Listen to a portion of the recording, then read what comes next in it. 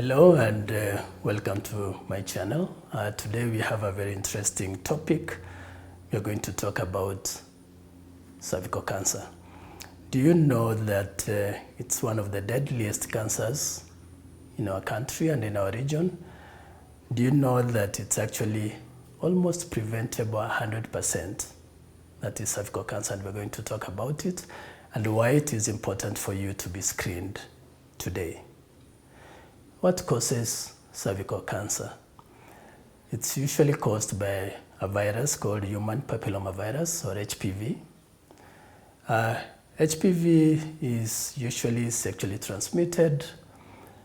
It affects many couples or many people.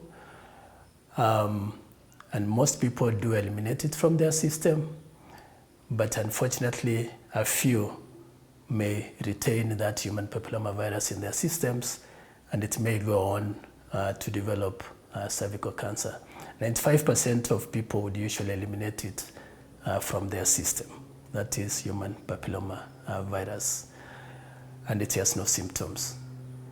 And when one is going for or is developing cervical cancer, there are no symptoms initially, and that's why it is important to be screened and not to wait for any symptoms for you to go to the hospital. Now, what are the signs of cervical cancer? There are no symptoms. There are no signs in very early disease. And that's usually the tragedy of the disease, that there is no symptoms, there are no signs, and therefore many women will not go for checkup because of lack of those. But when it is developing and it has gotten somewhere, then one could start having vaginal discharge. The discharge in this case could be foul smelling, could be watery, and it could also be blood stained. The woman may also be having bleeding or spotting, which is unusual.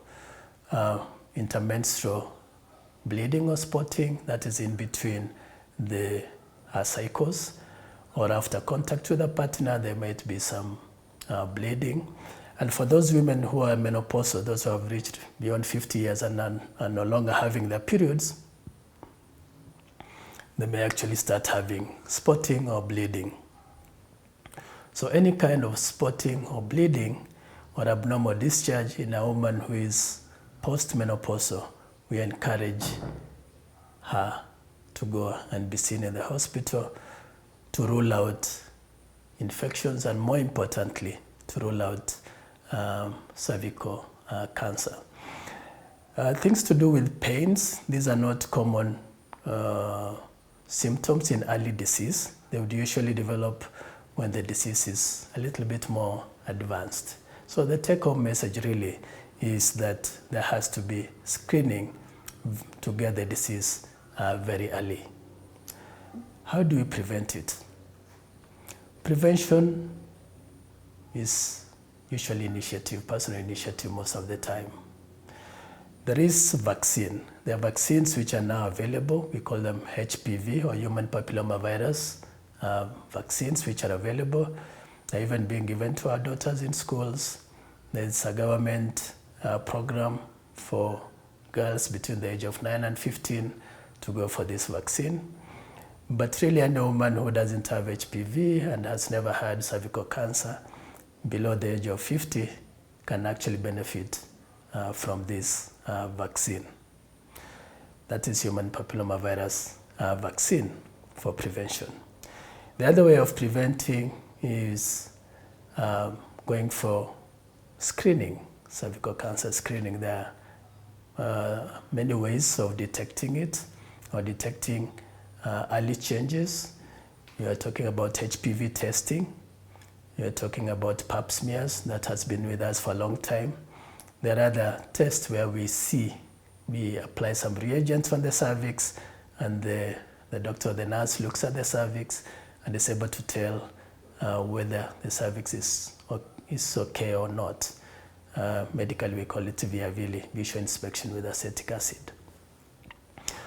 And that is how to have cervical cancer screening. When that is established, then of course treatment can be instituted. That we'll talk about it in another episode.